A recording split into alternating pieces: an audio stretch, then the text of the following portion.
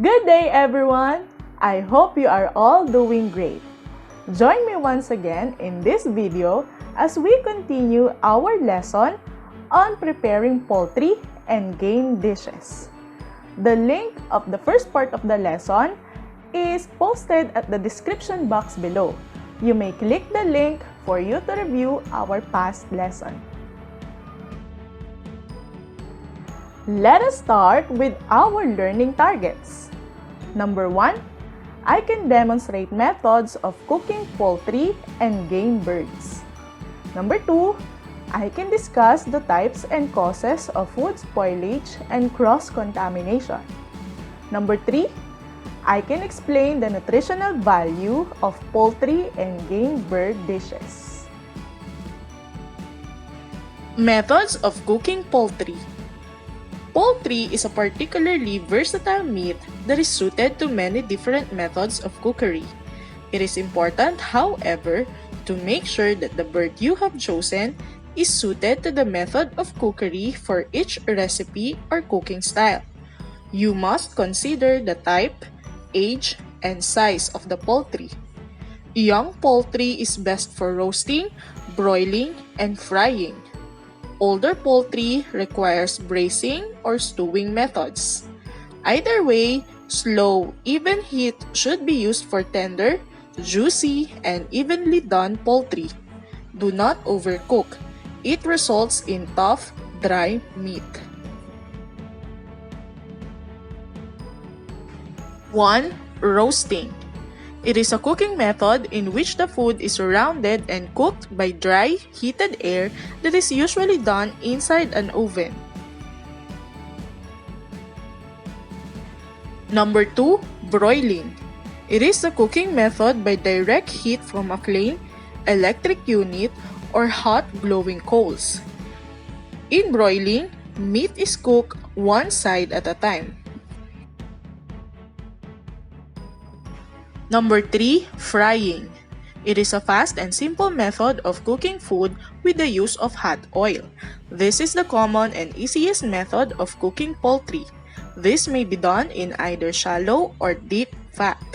Drumsticks, thighs, and wings are all popular cuts to use in frying recipes. The chicken is dipped in a batter or seasoned flour to help seal in the moisture when cooking.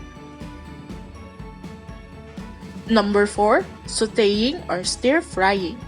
The chicken is cooked over medium-high heat in lightly oiled frying pan or wok. Number 5. Braising. The chicken is browned in hot fat or oil, then simmered or baked in a covered pan with a small amount of liquid.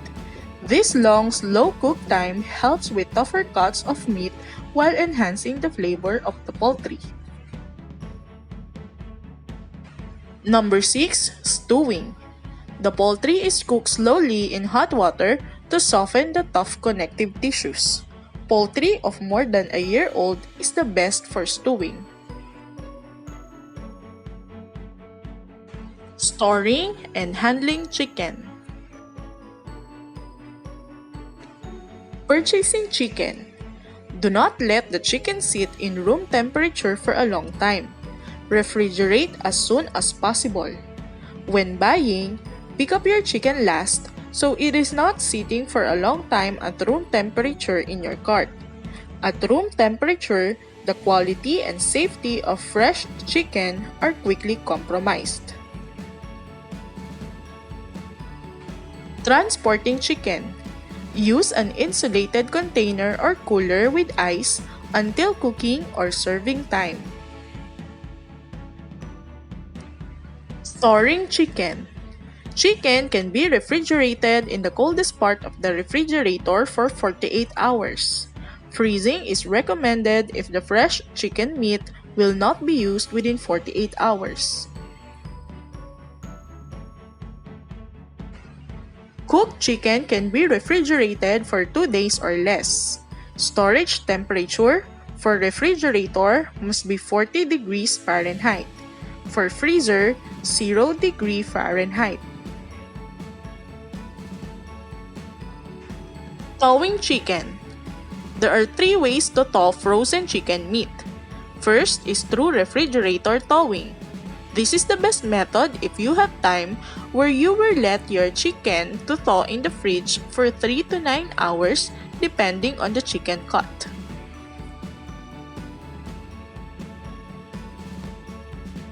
Second is cold water thawing.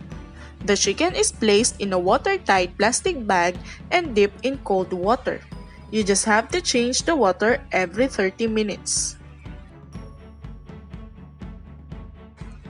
Microwave thawing. This is done to quickly thaw the chicken meat. Just check the chicken every 2 minutes, taking care to not let the chicken cook. To keep your hands and surfaces clean, do not let raw chicken juices come in contact with other foods in the fridge. Keep raw and cooked food separate during preparation.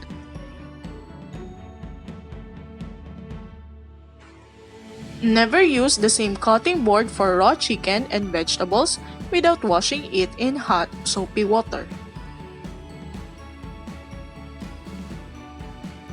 Wash all surfaces and equipment that the raw chicken comes in contact with during preparation.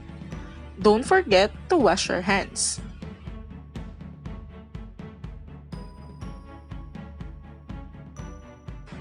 Nutritional value of chicken. Chicken is one of the most popular meats consumed widely in restaurants and at home. This may be due to the fact that chicken contains less fat than beef or pork, and its milder taste complements any side dish and works well in casseroles and other main dishes.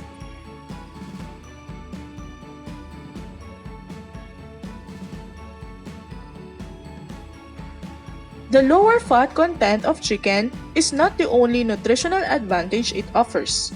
There are many vitamins and minerals that make it a wise food choice too, like protein, which is the best known nutritional component of chicken, choline, which protects the liver from damage and cancerous cell changes, and keeps cholesterol from building up in the liver, vitamins, which is important to the health of the hair, eyes, and skin, minerals, which contribute to the overall health of the body. Values integration. And here is our values integration. Chicken meat is one of the best options for a healthy meal because of its generally low fat and high protein content.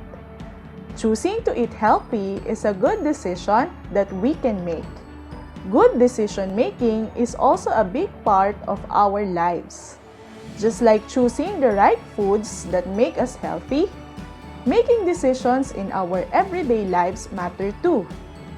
Never forget to incorporate your values in making decisions so that you can build a healthy relationship with yourself, with other people, and with the society. That's all for today. Thank you for watching and see you on the next video. Bye!